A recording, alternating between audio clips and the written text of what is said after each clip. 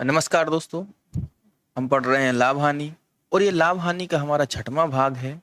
इस छठवें भाग में भी हमें कुछ अलग तरीके के क्वेश्चन पढ़ने हैं, क्योंकि हमने प्रत्येक भाग में अलग अलग तरीके के क्वेश्चन देखे हैं और अलग अलग भाग बनाने का उद्देश्य भी यही था कि प्रत्येक भाग में एक अलग मेथड और एक अलग विधि का क्वेश्चन मिले।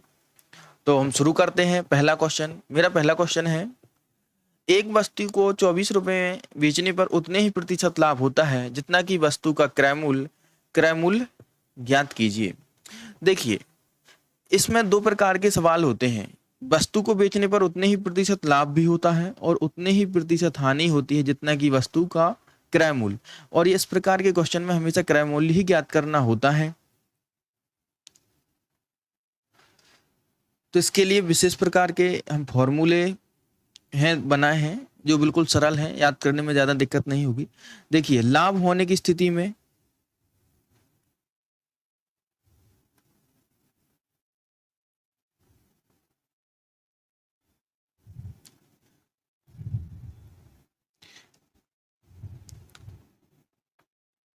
लाभ होने पर जो फॉर्मूला है उसके लिए है क्रय मूल्य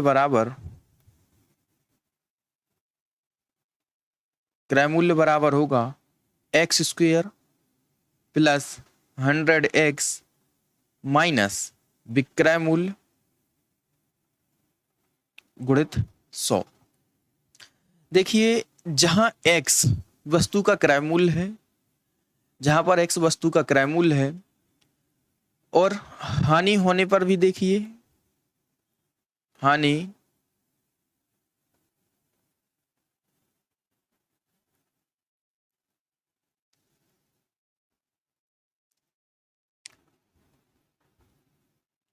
हानि होने पर होगा, सेम फॉर्मूला है, कुछ नहीं करना है, x² प्लस 100x माइनस की जगह पर हमें यहाँ पर प्लस लगाना है। देखिए, इसके पहले माइनस लगाया था, अगर लाभ होता है तो माइनस लेके चलेंगे और हानि होती है तो हम यहाँ पर प्लस लेके चलेंगे। और इस प्रकार के सवाल में, हानि वाले सवाल में हमेशा दो उत्तर आते हैं और दोनों ही पूर्णतः सही होते हैं। तो इसमें देखेंगे हम, हमारा पहला क्वेश्चन है, हमें निकालना है इसमें क्रय मूल्य कहलाता है CP, कॉस्ट प्राइस। CP होगा x² प्लस 100x माइनस 2400। देखिए, 2400 हमने लाभ वाले फॉर्मूले में लगाया है, इसमें 100 का गुणा किया। तो ऐसी स्थिति में देखिए, हम 100 के लिए कुछ इस तरीके से तोड़ेंगे कि गुणा करें तो फिर हमें 2400 मिले, और जोड़ें घटाएं तो मतलब 100 या 100x मिले। तो इसके लिए लिखा जाएगा x² plus 120x minus 20x minus 24 to 2400। इसके लिए लिखा जाएगा, x कॉमन निकालेंगे इसमें से हम, तो इसमें से आ जाएगा x प्लस 120, इसमें से आ जाएगा माइनस 20 कॉमन, तो x प्लस 120।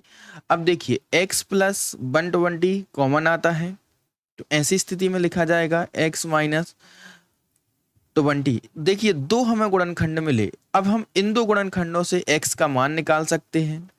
एक x का मान होगा माइनस के 120 और दूसरे में होगा 20। देखिए, किसी भी वस्तु का क्रय मूल्य कभी माइनस में नहीं हो सकता है, तो ऐसी स्थिति में इस माइनस वाले के लिए हम इग्नोर करके चलेंगे। हमारा करेक्ट आंसर होगा 20 रुपए।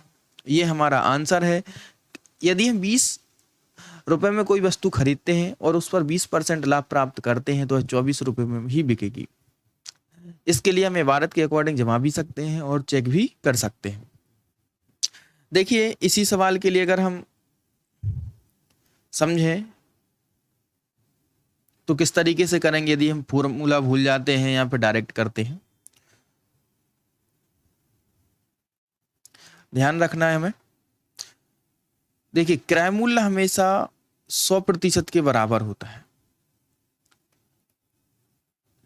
एक चीज और, अगर आपको ये देखना हो तो ठीक है, नहीं तो स्किप करके अगला क्वेश्चन भी देख सकते हैं आप। क्रय मूल्य हमेशा 100% के बराबर होता है। विक्रय मूल्य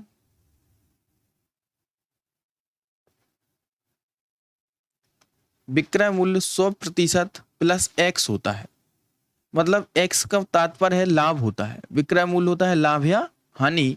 तो इस तरीके से हम इसको निकाल सकते हैं।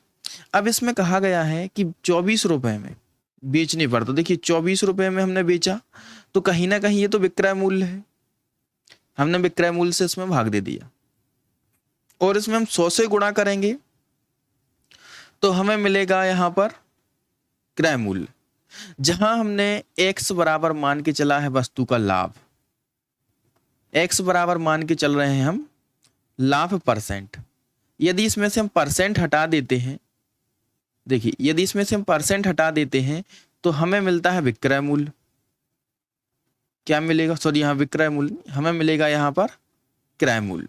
तो ऐसी स्थिति में कहा जा सकता है x वस्तु का क्रय मूल्य है और x% वस्तु का लाभ है।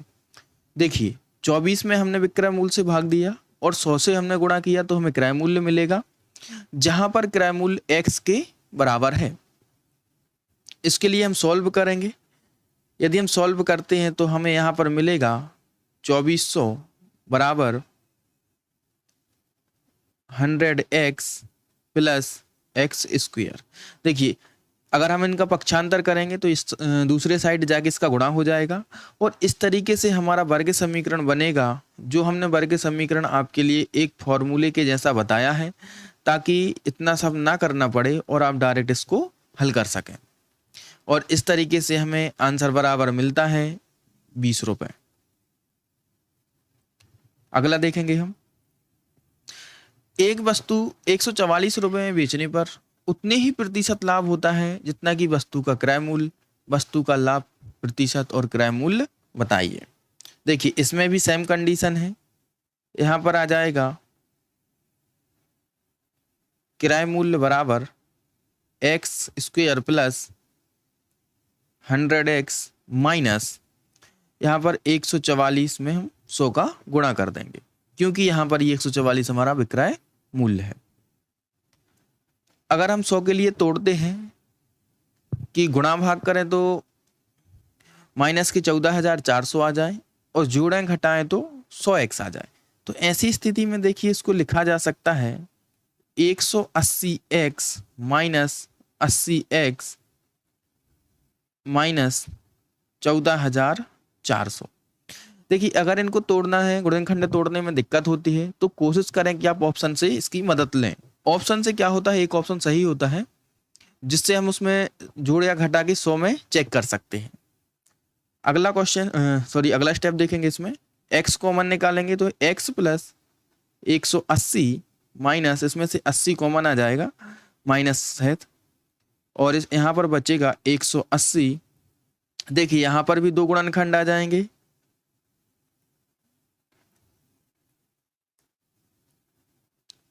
और इस तरीके से हमें x का मान मिलेगा।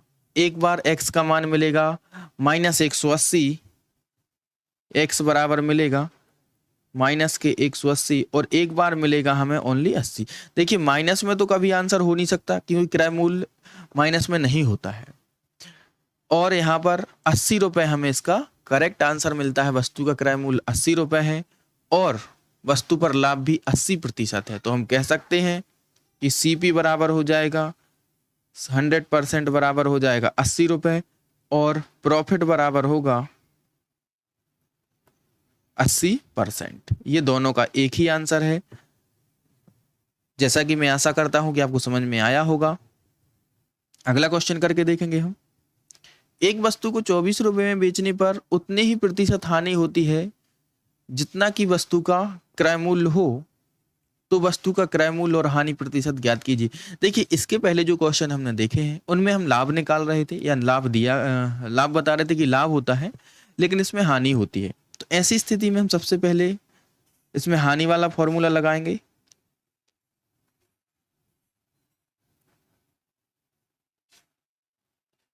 हानि होने पर क्रय मूल्य,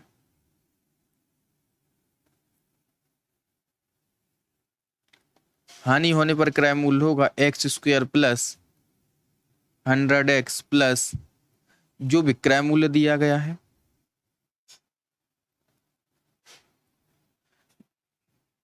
इस तरीके से इसको लिखा जा सकता है, जहां x वस्तु का क्रय मूल्य है, x क्रय मूल्य है और x प्रतिशत इसकी हानि प्रतिशत है, ये हानि प्रतिशत है। X square plus 100x plus, देखिए 24 रुपए है तो इसमें आ जाएगा 2400। अब हम 24 के लिए ऐसे तोड़ें कि जोड़ें तो 100 रुपए मिले और गुणा करें तो 2400 रुपए मिले। तो इसके लिए लिखा जाएगा x square plus 60x plus 40x plus 2400। इस तरीके से हम इसको कर सकते हैं और इसमें हम x कॉमन निकालेंगे तो यहाँ पर आ जाएगा x प्लस 60, यहाँ पर आ जाएगा प्लस 40 x प्लस 60 और इस तरीके से x का मान आ जाएगा x प्लस 60 और यहाँ पर मिलेगा x प्लस 40।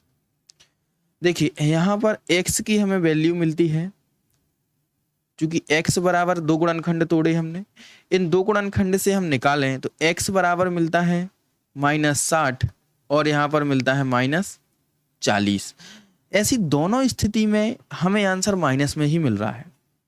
माइनस में मिलने का कारण ये है क्योंकि इसमें हानि बताई गई है और हानि हमेशा माइनस में ही होती है। अगला क्वेश्चन करेंगे हम, तो आंसर इसमें दोनों सही है। मैंने आपको बताया था कि जब भी कभी हानि होती है तो दो आंसर आते हैं और दोनों आंसर ही अपने आप में पूरे सही होते हैं। क्रय मूल्य के लिए आंसर हो जाएगा इसके लिए 60 रुपए और 40 रुपए, क्योंकि इसमें से माइनस हटा दिया जाएगा। क्रय विक्रय मूल्य कभी ऋणात्मक नहीं हो सकते। एक वस्तु 21 रुपए में बेचने पर उतने ही प्रतिशत हानि होती है जितनी की वस्तु का क्रय मूल्य। क्रय मूल्य और हानि प्रतिशत बताइए। सेम कंडीशन है, इसके लिए भी हम वही फॉर्मूला लगाएंगे, x square plus 100x plus 2100। देखिए इसमें हमें 100 को कुछ इस तरीके से तोड़ना है कि गुणा करें तो 2100 मिले और जोड़ें तो 100 प्राप्त हो जाए। यहाँ पर हो जाएगा 70x प्लस 30x, 70 और 30 100 होते हैं और इस तरीके से हमने इसके लिए तोड़ा तो यहाँ पर x कॉमन आ जाएगा, x प्लस 70 प्लस इसमें से हम 30 कॉमन निकालेंगे तो x प्लस 70 और इस तरीके से हमें मिला x प्लस 70 गुणनखंड पहला और दूसरा मिलता है x प्लस 30, ये दूसरा गुणनखंड मिलता है। तो x की वैल्यू पहले मिलेगी -70 और दूसरी बार मिलेगी -30। अर्थात हम कह सकते हैं कि जहां x क्रय मूल्य है, क्रय मूल्य कभी माइनस में नहीं होता, तो आंसर हो सकता है 30 और 70, इन दोनों में से कोई भी एक हो सकता है। जबकि हानि दोनों में 70% या 30% होगी। सेम कंडीशन है, दोनों आंसर सही हो सकते हैं।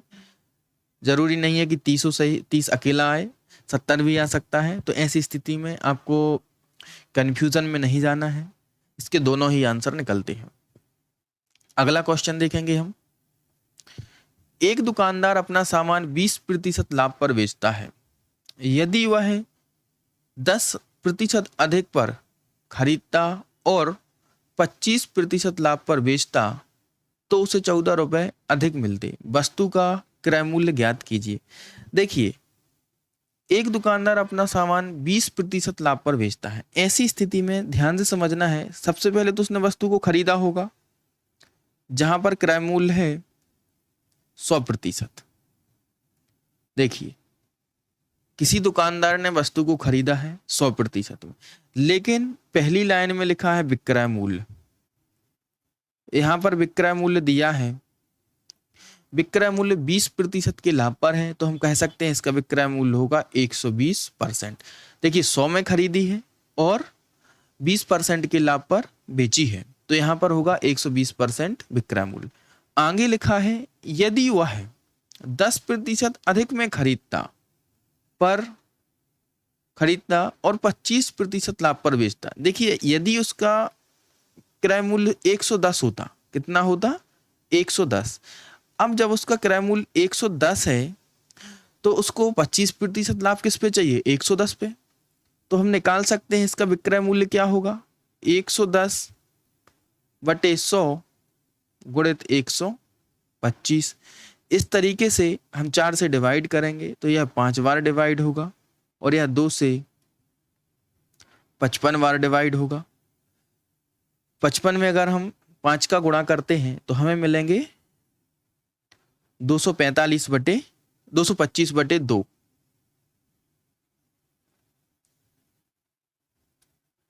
सॉरी 227 बटे 2। यदि इसको हम डिवाइड करें, अगर हम इसको डिवाइड करते हैं तो हमें मिलेगा 147.5%, क्योंकि 275 के आधे 137.5 होगा। और हम कह सकते हैं कि इस वस्तु को बेचने पर, इस तरीके से पूरी इबारत को फॉलो करने पर, एक नई सेलिंग प्राइस पर बेचने पर इसके लिए 14 रुपए अधिक मिलते हैं। 14 रुपए कब अधिक मिलते हैं जब इनके बीच का अंतर होता है, यदि हम प्रतिशत में निकालें 137 माइनस 120 बराबर आ जाएगा 17.5%। यदि 17.5% इनका अंतर है तो ऐसी स्थिति में 14 रुपए अधिक मिलते हैं। कितने रुपए में अधिक मिलते हैं 14 रुपए। तो अब हम क्या करेंगे 14 में हम 17.5 से इसमें भाग दे देंगे और इसमें हम 100 का गुणा करेंगे। इसका दशमलव हटाएंगे तो यहाँ पर एक 0 बढ़ जाएगा, तो इसका हम दशमलव हटा के चलते हैं, मान के चलते हैं कि यहाँ पर दशमलव नहीं है। देखिए 100 का गुणा इसलिए किया हमने इसमें क्योंकि वस्तु का क्रय मूल्य हमेशा 100% होता है। ये 4 से कैंसिल करेंगे, 25 से 4 बार कैंसिल होगा और ये 25 से 7 बार कैंसिल होगा, या 7 से 2 मतलब 20 बार। तो हम कह सकते हैं वस्तु का क्रय मूल्य 80 रुपए है। देखिए यह वस्तु का क्रय मूल्य है। एक बार और समझिए, कोई भी वस्तु प्रारंभिक मूल्य 100 में खरीदी जाती है। अब इसमें कहा गया है यदि वह 10% अधिक में खरीदी जाती तो वह 100 की जगह में कितने में खरीदते हम 110 में। पहले उसके लिए 20% लाभ पर बेचते थे, देखिए इसको हम 120% में बेचते थे। अब इसमें लिखा है कि 10% अधिक पर खरीदता और 25% लाभ पर बेचता। तो जहां 110 में खरीदी है तो अब हमें इस पर 25% लाभ भी चाहिए, तो 25% लाभ निकालेंगे तो 137.5% में बेची जाएगी। इन दोनों व्यापार में या दोनों बिक्री में कुल 17.5% का अंतर आता है मूल राशि से। किस राशि से? मूल राशि से। ये मूल राशि का जो अंतर है यह 14 रुपए के बराबर है। कितने रुपए के बराबर है? 14 रुपए के बराबर है। और इस 14 में हम 17.5 से भाग देंगे तो हमें मिलेगा 80 रुपए। और ये हमारा करेक्ट आंसर है। इस तरीके से हम कह सकते हैं वस्तु का क्रय मूल्य 80 रुपए है। अगला क्वेश्चन देखेंगे हम। एक व्यक्ति अपना सामान 20% लाभ पर बेचता है यदि वह 20% अधिक पर खरीदता और 10% लाभ पर बेचता। देखिए एक बार फिर देखेंगे हम सीपी और यहां पर लिखेंगे हम एसपी। सीपी हो जाएगा यहां पर 100%, जबकि यहां पर एसपी पहली लाइन के अनुसार 20% लाभ पर है तो 120 होगा। इसमें लिखा है सीपी 20% अधिक पर खरीदता, तो यहां पर सीपी हो जाता है 120 और एसपी हो जाता है यहां पर 120 बटे 100 गुणित 10, क्योंकि इसको 10% लाभ पर बेचना है। इसका हमने 110% निकाला तो 0 से ये 0 कैंसिल हो जाएगा और यहां पर मिलेगा हमें 132%। ये पूरा परसेंट का खेल चल रहा है इसमें, बाकी तो सब चीजें अलग है। परसेंट सबसे पहले हमें याद रखना है। देखिए पहले 100 में खरीदता था और 20% लाभ पर बेचता था। अब उसने 20% अधिक में खरीदा मतलब 120 में खरीदा और 10% लाभ पर बेचा मतलब 132% में बेचा। कब? मूल राशि से। यहां से तुलना करनी है हमें। इन दोनों का अंतर कितना आया हमें? इन दोनों का अंतर मिलता है 12%। कितना मिलता है? 12%। और ये 12% 120 के बराबर है। इसमें लिखा है तो उसे 120 रुपये अधिक मिलते हैं, और यहाँ पर भी परसेंट बढ़ता है और यहाँ पर रुपए बढ़ते हैं। तो हम कह सकते हैं 120/12 गुणित 100, 100 का गुणा करेंगे तो हमें क्रय मूल्य मिलेगा। इस तरीके से हम 10 बार कैंसिल होगा और हमें मिलेगा 1000 रुपये। ये हमारा आंसर है। अगला क्वेश्चन देखेंगे हम। एक व्यक्ति अपना सामान 10% लाभ पर बेचता है। देखिए यहाँ पर सीपी बराबर 100 और लाभ पर एसपी बराबर 110। ये पहली लाइन है। दूसरी लाइन में लिखा है यदि वह 10% कम में खरीदता, यहाँ पर सीपी बराबर है 90। इसको करने का तरीका हमने थोड़ा सा बदल दिया है। यहाँ पर सीपी और एसपी दोनों चीजें अलग अलग लिख रहे हैं। अब खरीदता है वह 90 में और इसका 120 में बेचता है। एसपी या सेलिंग प्राइस होगा 90/100 गुणित 120। देखिए इसमें लिखा है 10% कम में खरीदता। हम कह सकते हैं जब वो 10% कम में खरीदता तो 100 की जगह कितने में पड़ता हुआ है, 90 में। तो ऐसी स्थिति में हम इसको लिखेंगे 90%। जब हमने इसको कैंसिल किया 12 गुणित हम 8 करेंगे तो 12 गुणित 8 108 प्राप्त होगा। 12 नम्मा 108। और इस तरीके से हम कह सकते हैं कि पहले वस्तु को 110 में बेचा जा रहा था, अब वस्तु को बेचा जा रहा है 108 में। तो ये 2% का अंतर है। कितने प्रतिशत का अंतर है? 2, जो कि 8 रुपए के बराबर है। यह कितने के बराबर है? 8 रुपए के बराबर है।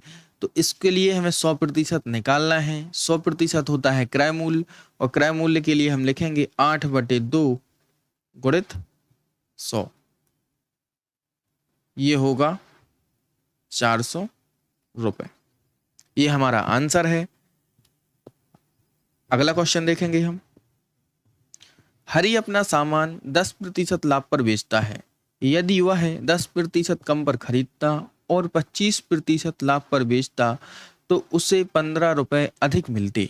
देखिए यहाँ पर सबसे पहले हम लिखेंगे सीपी बराबर 100%, यहाँ पर एसपी बराबर हो जाएगा 110। अब सीपी 10% कम में खरीद रहा है, फिर वही कंडीशन,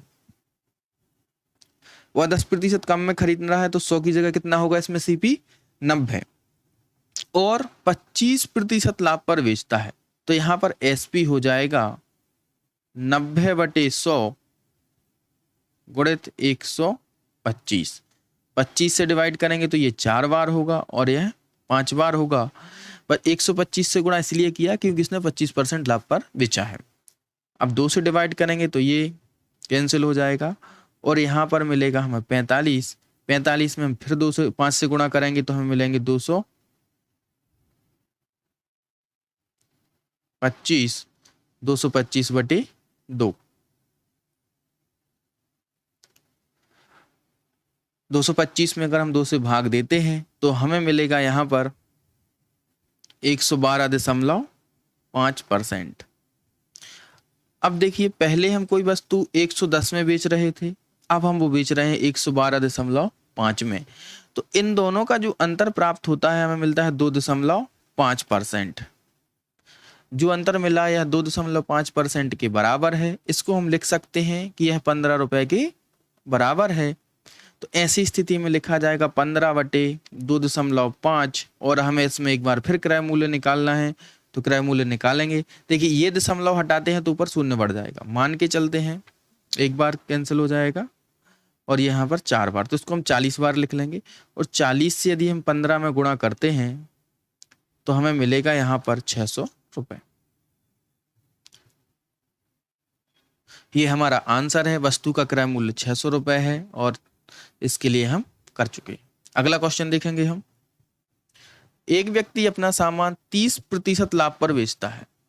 यदि वह 20% कम पर खरीदता और 40% लाभ पर बेचता तो उसे 144 रुपए कम मिलते। सामान का क्रय मूल्य ज्ञात कीजिए।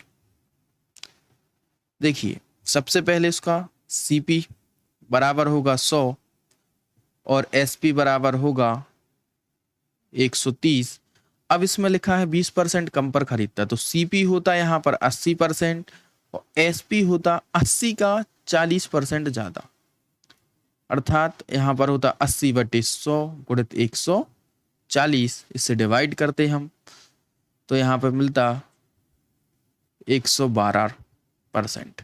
देखिए अब यहाँ पर बेचा जाता है कितने में, 130 में, यहाँ पर बेचा जाता है 130 में और यहाँ पर बेचा जाता है 112 में। दोनों का अंतर